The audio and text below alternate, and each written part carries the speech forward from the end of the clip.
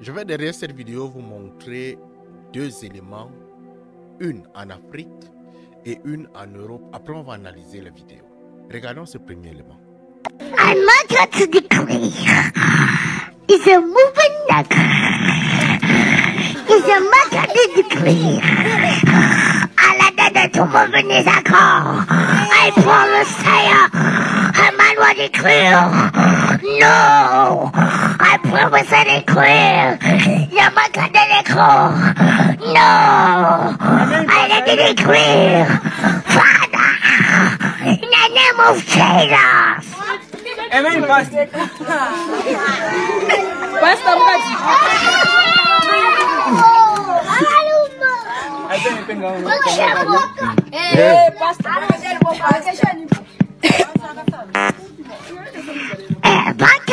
Je vous invite à regarder plus son environnement de vie, là où il se retrouve, les conditions de salubrité, les conditions d'habillement, tout ce qui est dans cet environnement.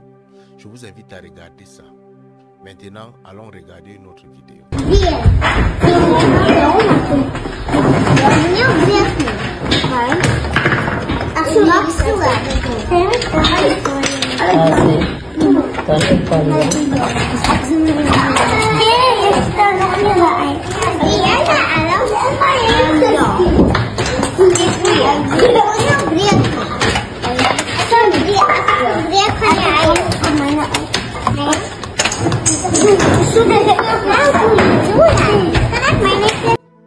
Je vous invite également à regarder cet environnement, la façon dont les enfants sont habillés et comment ils sont.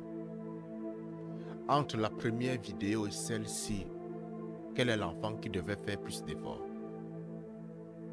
Quel est l'enfant qui devrait faire plus d'efforts? La deuxième question, pensez-vous que l'aumône tombera du ciel? Pensez-vous que parce que nous avons appris à nos enfants à prier, qu'on aura le changement dans nos pays?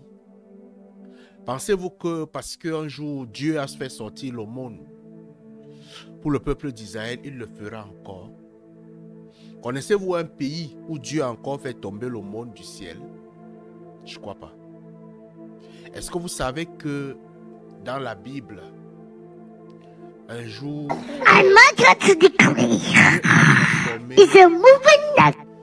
le sable peut être transformé en nourriture.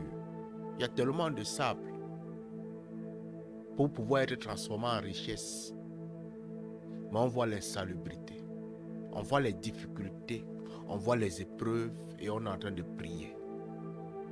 La prière ne s'arrête pas là à nous-mêmes. On l'enseigne à nos enfants au lieu de leur enseigner le travail. Où allons-nous? Est-ce que nous pouvons arriver?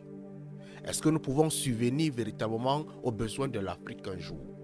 Si on continue avec cette mentalité, cet enfant n'est pas seul. Il agit ainsi parce qu'il voit les aînés agir ainsi. Il agit ainsi parce qu'il voit les aînés habiter dans les taudis. Il agit ainsi parce qu'il voit tout le monde dans son environnement le faire. Il croit en Dieu. Il croit à l'arrivée de l'aumône. Il croit que Seigneur, fais quelque chose dans ma vie. Fais quelque chose, Seigneur, fais quelque chose. Il ne croit pas à l'esprit de travail. Et lorsqu'un enfant ne croit pas à l'esprit de travail, vous voulez qu'il travaille comment? Lorsqu'un enfant ne croit pas à l'esprit de l'évolution, vous voulez qu'il évolue comment? Lorsqu'un enfant ne croit pas à l'esprit de la croissance, vous voulez qu'il croit comment? C'est à nous, parents, de commencer à enseigner ça à nos enfants. Je ne dis pas qu'il ne faut pas enseigner la prière à nos enfants, mais nous devons leur enseigner le travail. Il y a quelque chose qui m'a intéressé dans la deuxième vidéo. L'enseignant est une femme de couleur. Elle a certainement beaucoup prié dans son pays. Elle a pris l'eau, croyant que de l'autre côté, c'était la mer à boire. Dieu donnait, ça tombait du ciel. Mais elle arrive là-bas, elle doit travailler. Et dans le fait qu'elle doit travailler, elle doit enseigner aux petits qui sont là comment travailler. On l'a d'abord enseigné elle-même que ici, rien n'est gratuit, tu dois travailler. Et elle a commencé à travailler. Elle a son foulard sur la tête. Elle est habillée dignement. Et elle montre aux enfants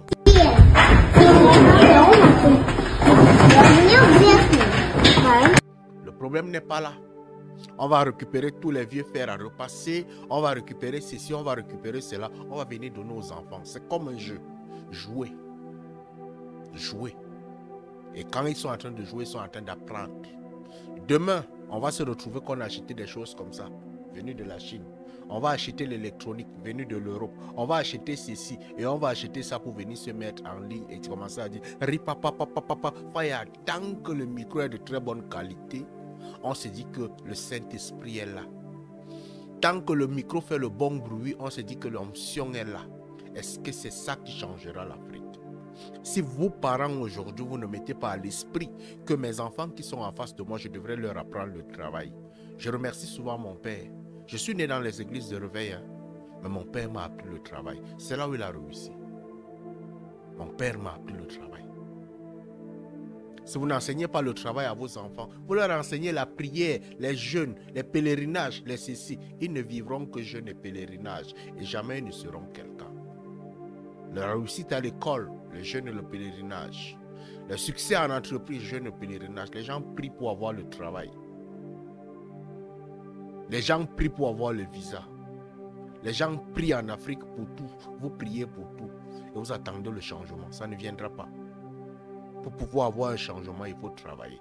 Et le travail là ne vient pas seulement de nous. Ça vient qu'on impacte et on le transmet à nos enfants. Pour qu'ils n'attendent pas le miracle. Arrêtons d'enseigner le miracle à nos enfants. Allume ton cerveau, mon frère.